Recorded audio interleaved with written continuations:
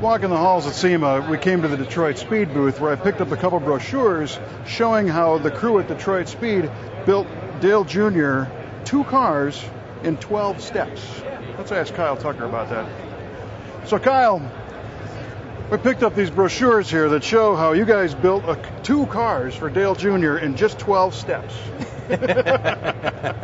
We left a few out. You're right. Come on, a few? There's a few more in between.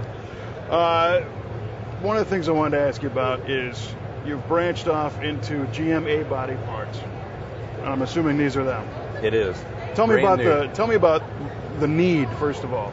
You know, we've widely been known as a Camaro Firebird, the F-body company for pro touring parts, and with the A-body, we've had a lot of questions, a lot of interest in it to apply some of our suspension designs and technology that we've used in the other cars into the A-bodies, and this is it. It's been the result of a lot of design and development work on our Chevelles at our shop, our R&D cars, and we started from scratch. You know, we went to a new forged spindle. It's a fresh design, a 2-inch drop, which a lot of people have, corrected geometry from the spindle pin up. And what's unique about it, I think, is it's made in the USA. It's proudly made in Detroit. It's a forging that we do in Detroit. You can see one of the before it goes through the trim press, the raw forging there, and then it goes through a heat treat and induction hardening and machining. But it's truly made in USA with our unique geometry, and that's really where it starts from. Is from that geometry, we then applied our upper and lower control arm fresh design for the A bodies, and it improves camber gain, it improves positive caster, which the cars need, and really gets the cars where they can sit right, they can handle well, and still ride really well. And that's where we do a lot of work, is still getting a car to ride right, but handle at a high level. I'm going to back you up just a little bit. First of all, the drop spindle concept. I've heard different stories for them and against them. Yeah. You know, what's the deal? And what's the compromise you came up with, or was it a compromise at all? You know, it really wasn't. It was a clean sheet of paper, and there wasn't really a compromise. And you're right. There has been 2 schools of thought. The thought with the drop spindle is it gets the car a lower ride height and still salvages that all-important shock travel. You have to allow a room for your shock and spring to work. If it doesn't have room to work, a suspension doesn't have a chance. So with the drop spindle, as you mentioned, it does get the car already at a lower ride height, and we can allow the shock and spring to do its job. Now, do you have to run the spindle to run your arms? It is important. We designed it as a package, and it wasn't just a marketing ploy to sell more parts. It really is designed as a package. And with the camber and the caster curves that we have with the new spindle, we incorporated all that into our upper control arm design. So what I'm gathering is that you corrected the weirdness of the drop spindle with the control arms. That's right. And that's how it all works. And that's a good question, because there's a lot of companies that sell a drop spindle but avoid going through and following through with an upper control arm to match that. And it's really, you get half the technology there, or half the capability from the spindle at that point. Yeah, because the suspension thinks that it's at a certain ride height, but the spindle is actually moving that wheel up in the house. That's right. Yeah, there's a lot that can be gained as a total package. Even with the lower control arm, you can still gain some things, you know, as far as the positive caster that goes into it, and of course the spring seat where it needs to be with the motion ratio. I'm seeing a coilover here.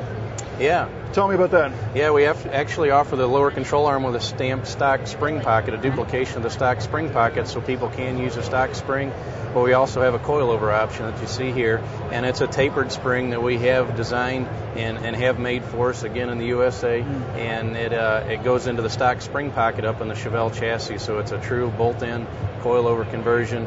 Again, we've spent a lot of time in the timing of where the jounce bumper hits, and also the external jounce bumper, where that is timed at when you get into the jounce bumper. So again, it's a complete package.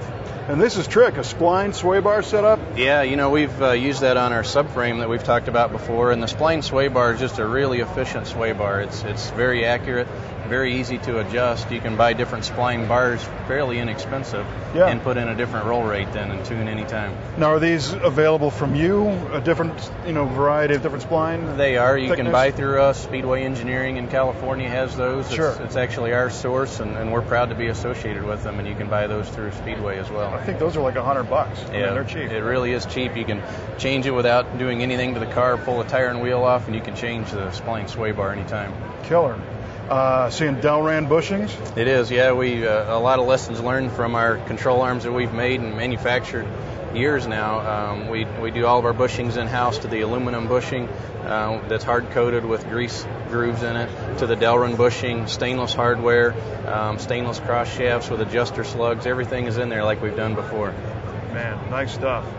And the rear has the patented swivel link, correct? It does. Again, we've used that with our Quadrolink and our Camaros before. And the swivel link, what it allows the suspension to do is fully articulate. The swivel link can rotate, just like its name, 360 degrees. Not that it could do that in the car, but it really allows the suspension to articulate and do what it needs to without binding. It has a rubber bushing in it, gives you good quiet ride quality, but outstanding handling still. Yeah, because I mean, I think you really have to experience putting in a rear end in a car that has maybe a more solid or a urethane bushing, and really wrench on that thing firsthand to notice where that bind comes in. It really does, and it comes in quick. It doesn't take much of a suspension movement, especially on a rear axle, to pitch a little bit before it gets into a bind. And it's so much in this industry, too, about hardcore handling, and you lose thought of the ride, and that's something that's always been important to us, and that's the benefit of a rubber bushing, to allow the good ride quality and quiet, but the swivel link allows it to handle still. And a rear coilover as well, huh? Yeah, and it's a bolt-in rear coilover. This just goes on the shock tab in the back? It sure does. The rear axle bracket, we send a bracket that bolts into the stock Chevelle rear axle or GTO or Oldsmobile, and then an upper bracket depending on the year. The A-bodies change a lot, so we have a specific bracket depending on the year that bolts in the upper frame tower. And this is a spherical rod end? Spherical rod end onto our shock. It's a coilover shock that we use. We've developed the jounce bumper to get the ride that we want and the handling, and also the shock valving in the shock. Very cool. Wow. I like to see that you guys came out with all the parts at once.